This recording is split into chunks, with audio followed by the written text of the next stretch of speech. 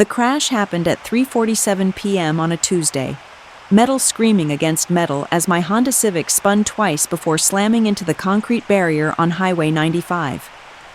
My head cracked against the side window, the airbag exploding into my chest, and in the sudden ringing silence that followed, I heard it. My daughter, 3 weeks old, screaming from the back seat. Blood ran warm down my temple as I twisted around, my ribs protesting with sharp stabs of pain. The car seat had held. Emma was screaming, red-faced and terrified, but the seat had held. My fingers fumbled with the seatbelt, shaking so badly I could barely press the release. 2 cars had stopped. A woman was running toward us, phone already pressed to her ear. "Ma'am, don't move," she shouted through my shattered window. "Ambulance is coming." "My baby," I gasped. "I need to get my baby." The paramedics arrived 7 minutes later. They pulled me out first despite my protests, laid me on a stretcher while a female EMT carefully extracted Emma from her car seat. My daughter's screams had turned to hiccuping sobs. The EMT placed her on my chest for just a moment before another paramedic shook his head. "She needs to be checked separately, ma'am. Different ambulance. You might have internal injuries, and we can't risk." "I'm going with her," I said, trying to sit up. The world tilted. "Ma'am, you have a head injury. You're bleeding. We need to secure you first." They took Emma. I watched the second ambulance pull away, carrying my 3-week-old daughter, and the panic that seized my chest was worse than the pain in my ribs, worse than the throbbing in my skull. I tried to call my mother. She didn't answer. I called again. Nothing. The paramedic working on my IV looked at me with professional sympathy. "Is there someone else we can call?" I gave them my mother's number again, then my father's. No answer. The ambulance jolted forward, sirens wailing, and I stared at my phone screen through blurring vision.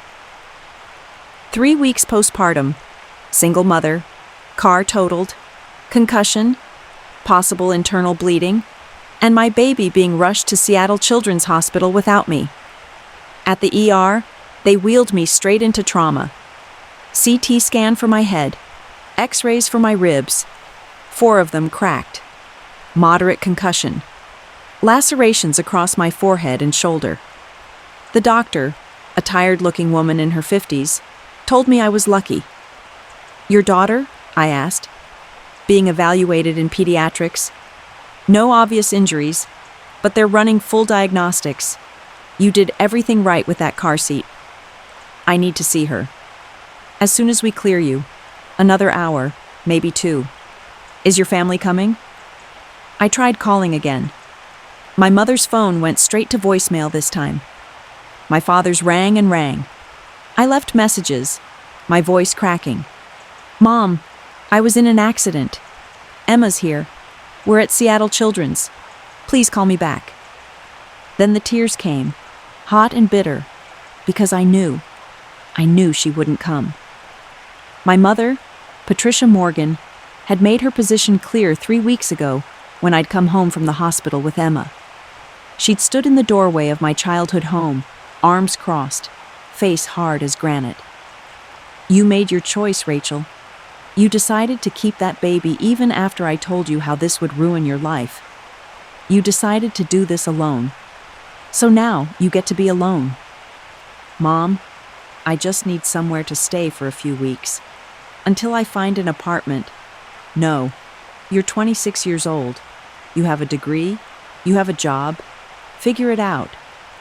Emma had been crying in her carrier, and my mother hadn't even looked at her, hadn't acknowledged her first grandchild.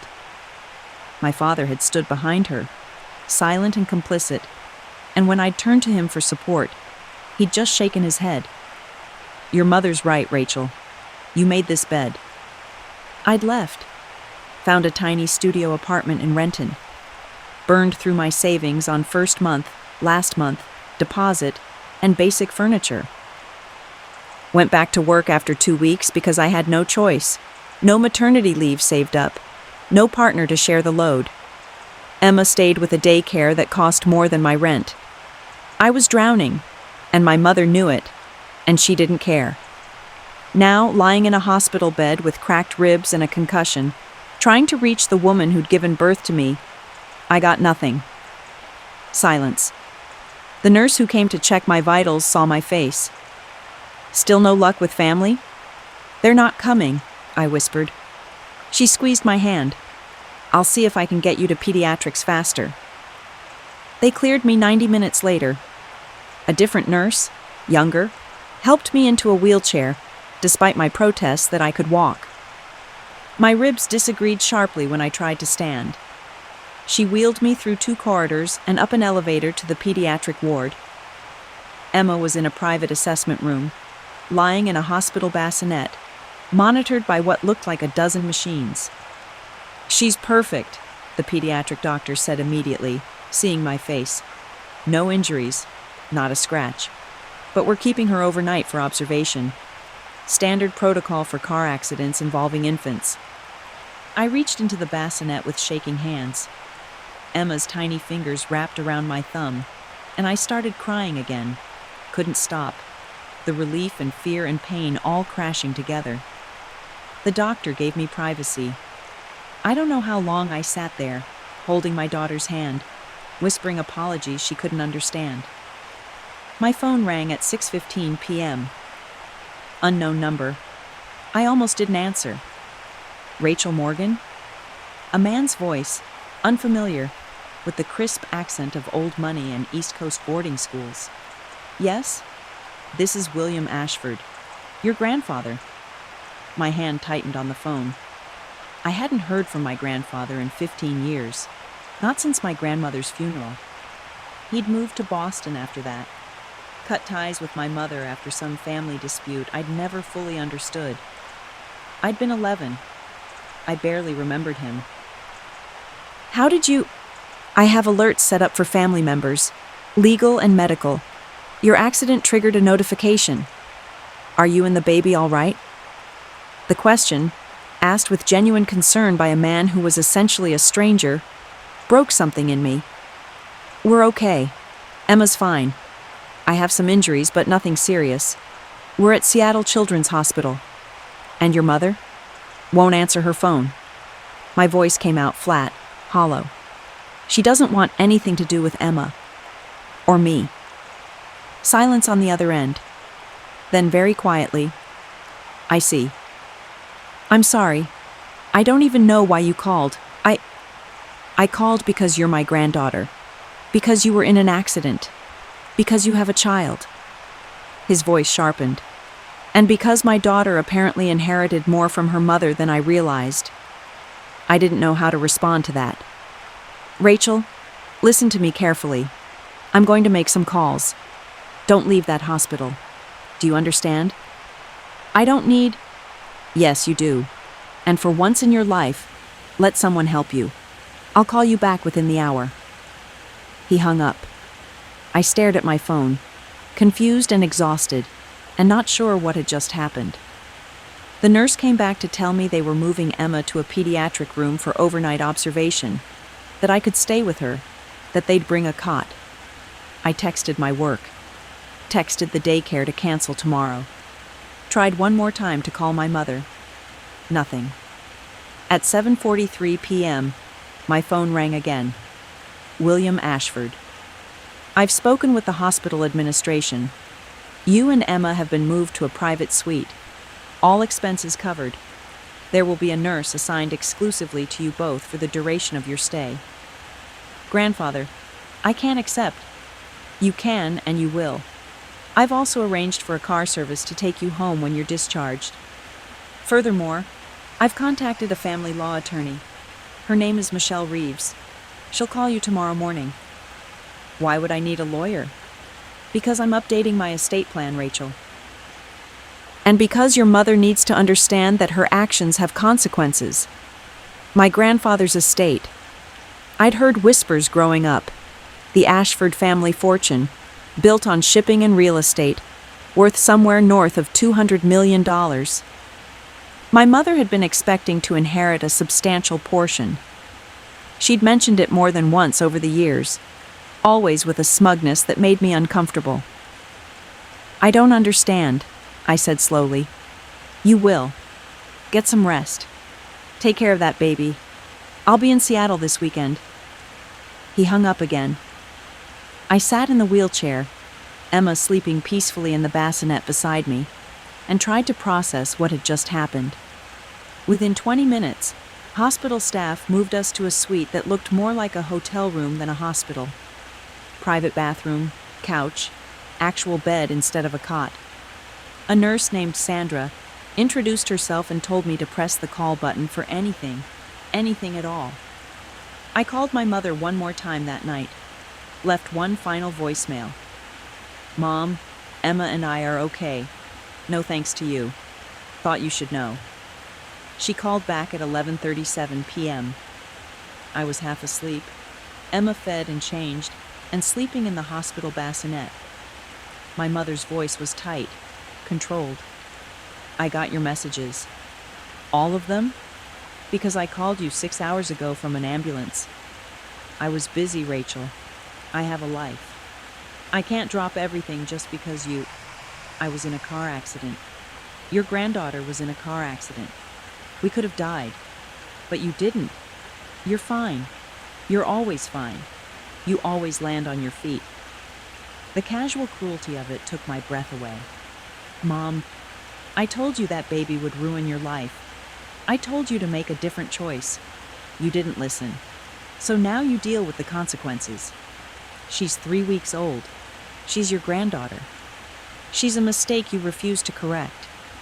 My mother's voice went cold, the tone she used to use when I disappointed her as a child. "I'm not going to watch you throw your life away for some man's baby when he didn't even stick around to..." "Stop." My voice came out harder than I'd heard it in months. "Just stop talking." "Excuse me? Emma and I don't need you. We're fine. You're right about that. We're always fine. Without you." I hung up. My hands were shaking. Sandra knocked softly and came in, saw my face, didn't ask questions, just brought me water and asked if I needed anything for pain. I took the ibuprofen she offered and lay down next to Emma's bassinet, watching her sleep, trying not to think about my mother's voice calling my daughter a mistake. Friday morning, Michelle Reeves called at exactly 9 a.m. "Ms. Morgan, I'm calling on behalf of William Ashford. He's asked me to represent you in several matters. First, he'd like to establish a trust fund for Emma. Second, he's updating his will and estate plan.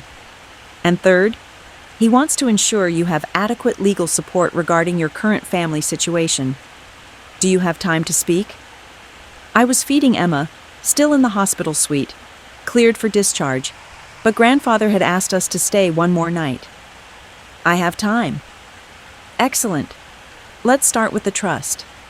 Mr. Ashford is establishing a $5 million trust for Emma, accessible when she turns 25, with provisions for education and medical expenses to be drawn before then. He'll need you to sign some documents." $5 million. I nearly dropped my phone. "Ms. Morgan, I'm here. He's also revising his primary estate. Previously, his daughter Patricia was set to inherit 60% of his assets, with the remaining 40% divided among various charities. He's reversing that ratio. Patricia will now receive 40%. You and Emma will receive 60%, split evenly between you." The math did itself in my head.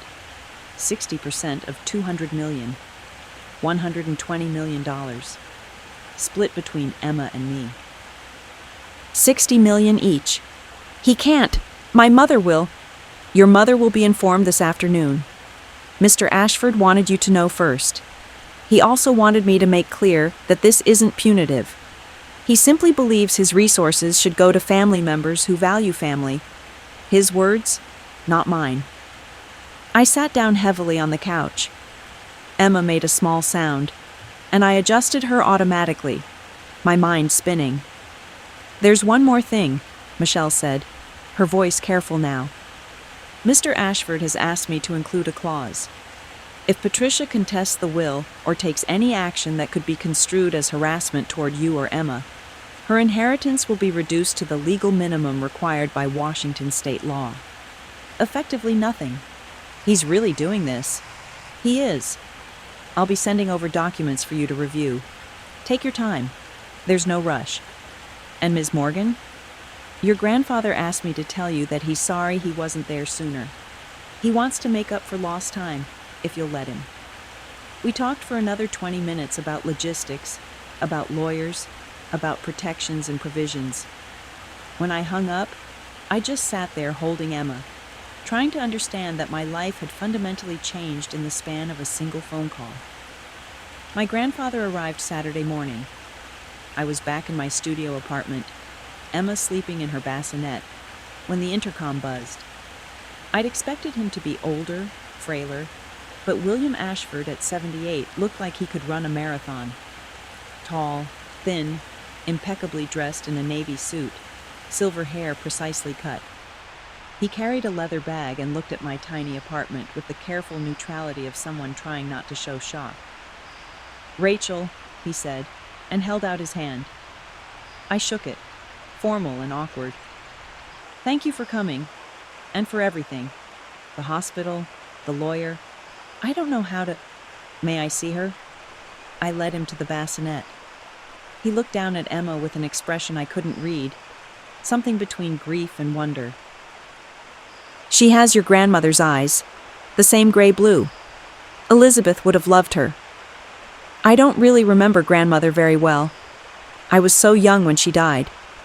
You were, and I handled that badly, leaving the way I did, cutting everyone off." He looked at me then, really looked, and I saw the regret there. "I was angry at your grandmother for dying, angry at your mother for being so much like her in all the worst ways. I ran away instead of dealing with it, left you caught in the middle. I'm sorry for that." I didn't know what to say. "Michelle told you about the estate changes?" "Yes." "Grandfather, you don't have to." "I know I don't have to. I want to. Your mother called me last night." His mouth tightened into a thin line. "She was displeased. I can imagine. She accused me of senility, of being manipulated by you. She threatened to contest the will, to sue for undue influence, to..." He stopped, took a breath. "And then she made the mistake of telling me exactly what she said to you in the hospital, about Emma being a mistake, about you ruining your life." The air in the apartment felt suddenly heavy. I told her that if she wanted to discuss mistakes, we could start with her decision to turn her back on her daughter and granddaughter in their moment of greatest need. I told her that if she wanted to discuss ruined lives, we could examine her track record as a mother. And I told her that if she contested the will or bothered you in any way, I would reduce her inheritance to $1 and make sure every socialite in Seattle knew exactly why. She must have been furious. Oh, she was. She called me a vindictive old man, accused me of playing favorites, said I was choosing you over her. He looked at Emma again, and his voice softened. I told her that was exactly what I was doing, because you needed choosing, and she'd already made her choice. My phone started ringing. My mother's number. I let it go to voicemail. It rang again immediately. Again. Again. "You don't have to answer," Grandfather said quietly. "I know." But I picked up on the 5th call.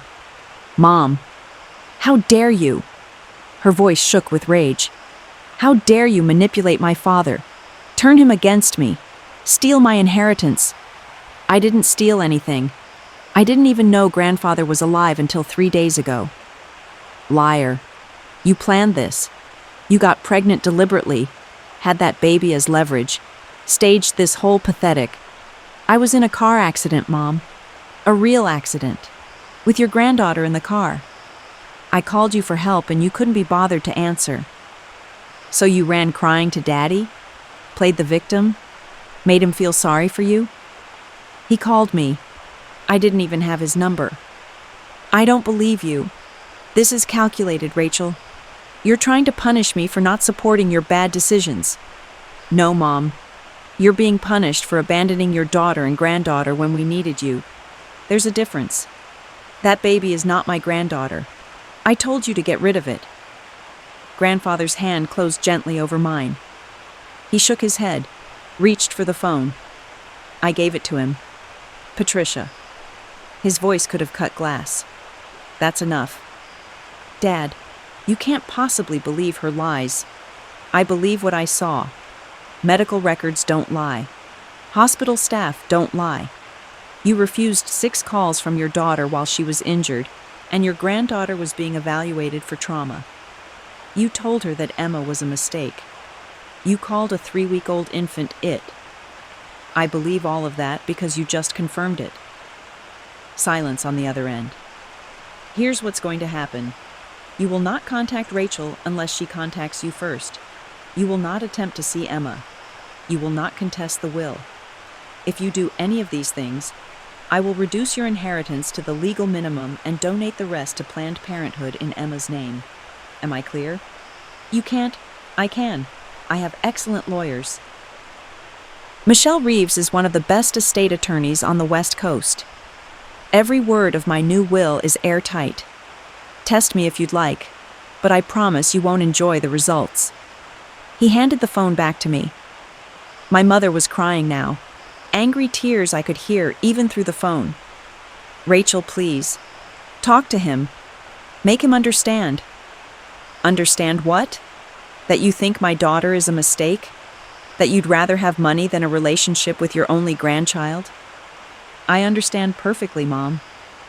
You're ruining our family." "No. You did that when you closed the door on a 3-week-old baby. Goodbye, Mom." I hung up. Blocked her number. Blocked my father's number too, because he'd made his choice when he stood behind her in that doorway. My hands were shaking again, but this time it felt different. Not fear, not panic. Something cleaner. "You okay?" Grandfather asked. "I think so. That was overdue. Your mother has needed to face consequences for a long time. Your grandmother used to shelter her from them. I tried to, after Elizabeth died. We created a monster, I'm afraid." He sat down on my second-hand couch, looking suddenly tired. "I'd like to be in your life, Rachel. In Emma's life. If you'll have me. I know I don't deserve it, but..." "Yes," I said simply. "Yes, we'd like that." He smiled then, a real smile that transformed his whole face. "Good.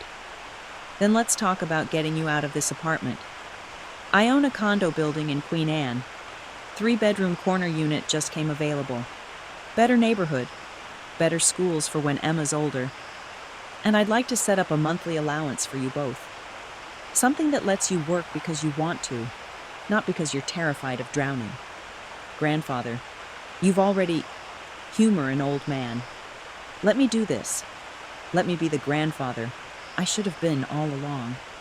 Emma woke up then, making the small mewing sounds that meant she was hungry. I picked her up, started preparing a bottle, and watched my grandfather watch his great-granddaughter with an expression of absolute wonder. This man, who I barely knew, who had dropped everything and flown across the country because his granddaughter had been in an accident, who had rearranged his entire estate to protect a baby he'd never met, who had stood up to his own daughter without hesitation because she'd called that baby a mistake.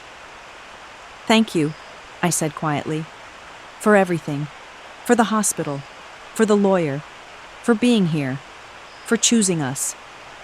"Family chooses family," he said simply. "I forgot that for a while. Your mother never learned it. But you..." He looked at me holding Emma, and his eyes were bright. "You know it in your bones. That baby is lucky to have you." My phone buzzed. A text from my mother's number, somehow getting through despite the block. Just 2 words. "You'll regret this." I showed Grandfather. He read it, took my phone, and typed back with surprising speed for a man his age. "The only regret is that I didn't do this sooner. Stop contacting Rachel. This is your final warning. William Ashford." He handed the phone back.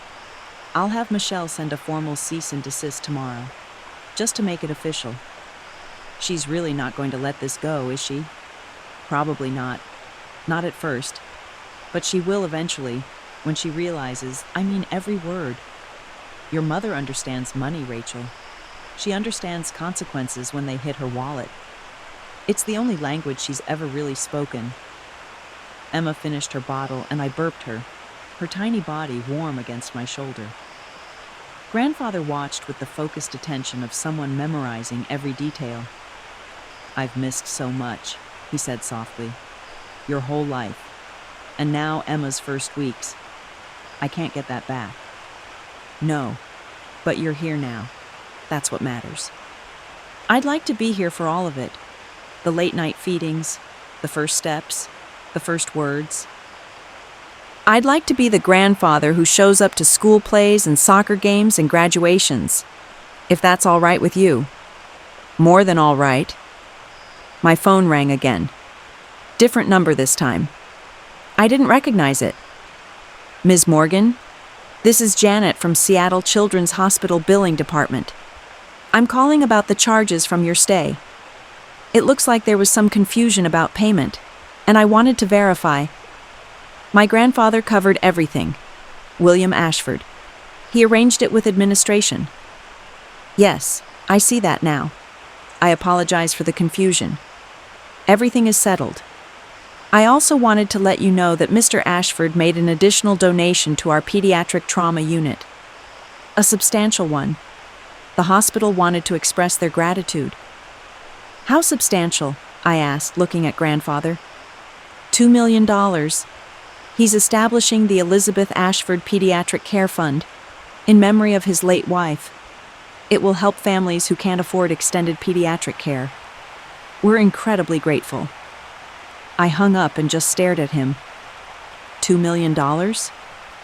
Your grandmother died of complications from a stroke. The hospital care in those final weeks cost a fortune. We could afford it, but I saw families there who couldn't, who had to make impossible choices. Emma's accident reminded me of that.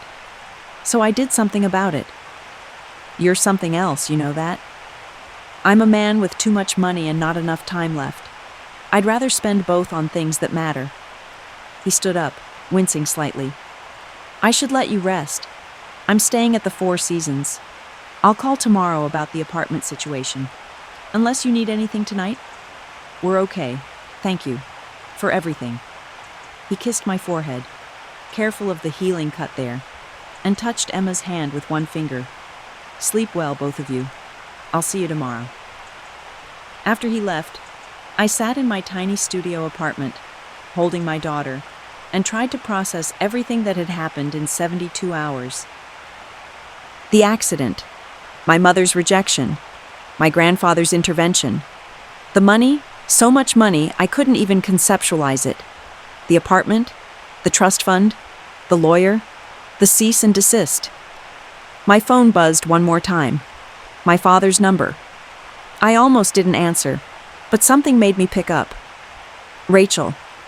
His voice was quiet, defeated. Your mother told me what happened, what your grandfather said, what he's doing with the estate. And I wanted to say, I should have... He stopped, started again. I should have stood up for you when you came to the house with Emma. I should have told your mother she was wrong, but I didn't. I never do. No, you don't. She's furious right now, talking about lawyers, about fighting the will. I tried to tell her to let it go, but, Dad, I don't care what Mom does. She made her choice. You both did. Emma and I are fine. We have family that actually wants us. I want you. I wanted to meet Emma, to help you. But your mother made the decision for both of you? Yeah, I know. You let her. You always let her. I shifted Emma to my other arm. I needed you, Dad. For the first time in my adult life, I really needed my father. And you stood there silent while Mom called my daughter a mistake. I know, and I'm sorry. Sorry doesn't help me.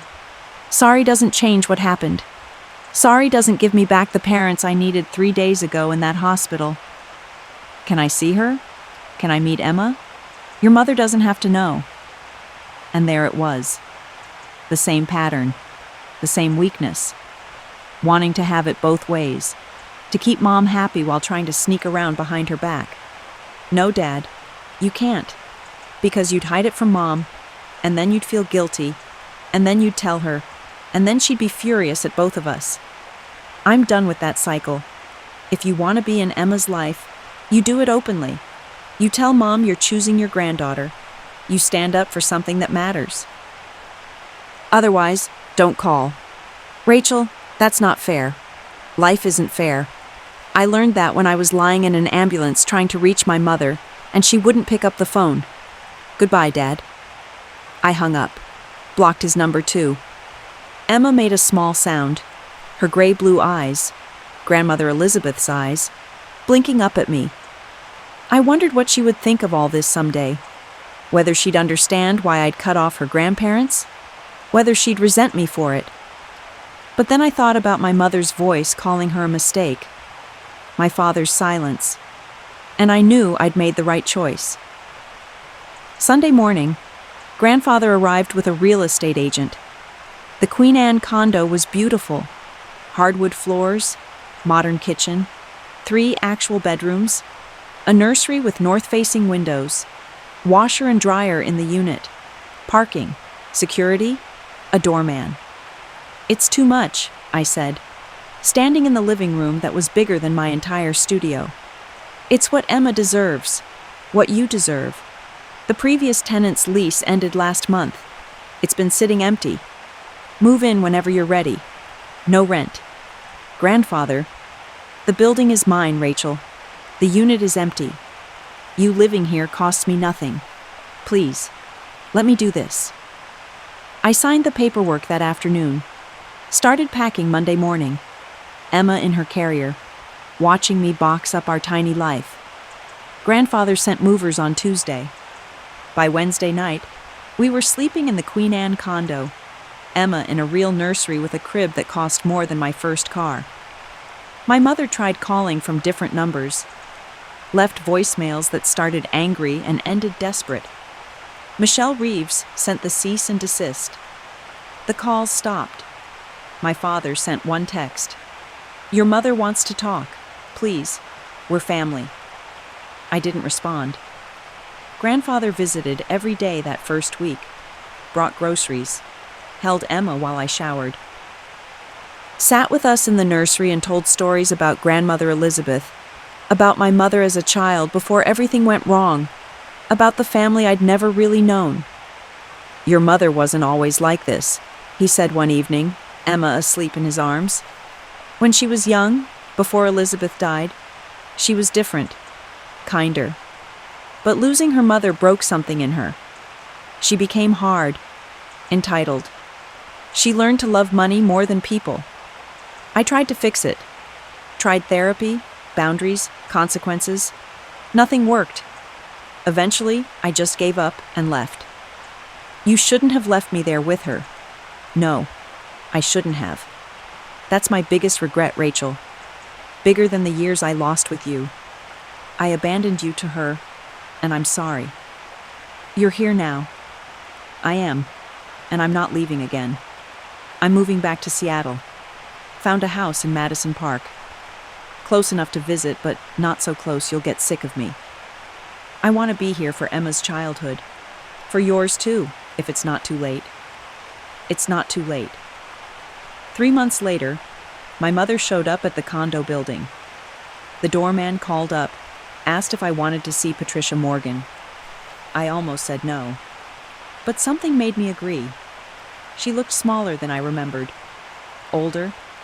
Tired. She stood in my living room and stared at Emma, now 4 months old, lying on a playmat, reaching for hanging toys. She's gotten big, Mom said quietly. That's what babies do. Rachel, your father and I, we'd like to apologize for how we handled things, for not being there when you needed us. Okay. That's it? What do you want me to say, Mom? That it's fine?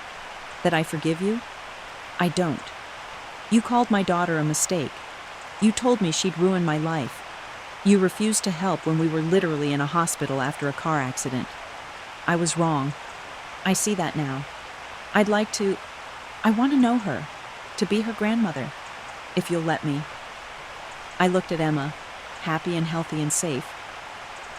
Looked at my mother, who had come here not because she'd had a change of heart, but because she'd realized what her choices had cost her. No, I said simply. Rachel, you don't get to walk back in now that everything's fine. Now that grandfather's made sure we're taken care of. You had your chance to be her grandmother. You chose money instead. Live with that choice. The money has nothing to do with this. I'm your mother. Emma is my granddaughter. I have a right. You have no rights here. You gave those up. And this isn't about money? Really? Because you didn't care about Emma until you found out about the estate changes. You didn't want to meet her until you realized what your rejection was costing you. My mother's face hardened, the vulnerability disappearing. So this is revenge? You're keeping Emma from me to punish me? No, I'm keeping Emma from you to protect her.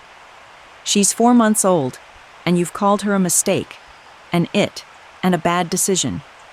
You think I'm letting you near her now? You think I'm teaching her that people who treat us like that deserve access to our lives? I'm her grandmother. Biology doesn't make you family. Showing up does. Caring does. Grandfather understood that. You never will. Your grandfather is manipulating you, using money to turn you against me. Can't you see that? Grandfather sent me a private suite when I was injured and scared. You sent me to voicemail. That's not manipulation. That's a choice. You both made yours. She left without meeting Emma, without even asking to hold her. Just turned and walked out, her heels clicking on the hardwood floor. I watched her go and felt nothing. No guilt, no regret, just certainty. Grandfather called that evening. I heard your mother visited. How did you... The doorman called me. Wanted to make sure everything was all right. I may have asked him to keep an eye out. She wanted to meet Emma. I said no. Good. That baby doesn't need people who call her a mistake. Do you think I'm being too harsh? She is my mother. Rachel, let me tell you something I learned too late. Being someone's parent doesn't give you unlimited chances to hurt them. It doesn't mean your children owe you forgiveness when you've broken their trust. Your mother made her choice. She lives with the consequences. That's not cruelty. That's accountability. Emma started fussing, hungry again. Always hungry at this age. I picked her up, started preparing a bottle. I'm coming over with dinner, Grandfather said. Thai food. I know you love the place on Queen Anne Avenue. I'll be there in 40 minutes. He showed up in 35 with enough food for a week. Held Emma while I ate. Told her stories about her great-grandmother, about the family she'd have, about the life that was waiting for her. And I watched this man who had missed 15 years of my life trying so hard to make up for it, being the grandfather I'd needed all along. My phone buzzed. Michelle Reeves. Ms. Morgan, I wanted to let you know your mother's attorney contacted us. They're dropping the will contest. No lawsuit, no challenge. They're accepting the terms. What changed? I suspect William had a conversation with someone, but officially, they realized they had no grounds for a successful challenge. Everything is settled. The estate plan is final. After I hung up, I asked Grandfather what he'd done. I reminded your mother's lawyer that discovery would be unpleasant, that we had hospital records, voicemail transcripts, testimony from medical staff. That fighting this would expose exactly what kind of grandmother she'd been in the moment her granddaughter needed her most. He advised her to accept the settlement. You played hardball. I played smart. Your mother only understands consequences, so I gave her some. Emma fell asleep in his arms, milk-drunk and peaceful. He looked down at her with such tenderness, it made my chest ache. Thank you, I said quietly. For all of this. For showing up. For choosing us. Thank you for letting me. For giving an old man a second chance. For letting me be the grandfather I should have been from the start. He kissed Emma's forehead, careful not to wake her. This is what family is supposed to be, Rachel. People who show up, who choose each other, who protect each other. Your mother never understood that. But you do, and Emma will too. I took Emma from him, laid her in her crib, watched her sleep in her nursery in our condo that was bigger than anything I'd ever dreamed of having. Thought about the trust fund waiting for her. The grandfather who flew across the country because we'd been in an accident. The mother who couldn't be bothered to answer her phone. My phone buzzed one last time. My mother, from yet another new number. Please, Rachel, let me meet her. I'm sorry. I was wrong. Please. I deleted the message, blocked the number, walked back to the living room where grandfather was dividing up Thai food. She's still trying, I said. She'll keep trying. Your mother doesn't handle losing well, but she'll get tired eventually. They always do. And if she doesn't? Then we have lawyers for that. But Rachel, you don't owe her anything. Not forgiveness, not access, not a second chance she hasn't earned. You protect that baby. That's your job now. Everything else is secondary. He was right. Emma was my job. Emma and the life I was building for her.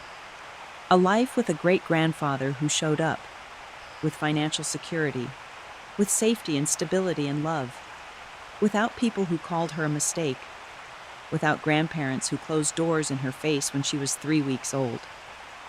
My mother never stopped trying. Different numbers, different tactics. Letters sent to the condo that security screened. Birthday cards for Emma that I never opened. But I never wavered, never let her in. Because Emma deserved better than a grandmother who needed an inheritance threat to care about her existence. Grandfather kept his promises, moved to Seattle, came to every doctor's appointment he could make. Was there for Emma's first smile, first laugh, first word? Was the grandfather who showed up, who chose us, who made family mean something real instead of just biology and obligation. And my mother got exactly what she'd earned. 40% of an estate. No relationship with her granddaughter. No place in our lives. Just money and regret, and the consequences of her choices, playing out exactly as they should.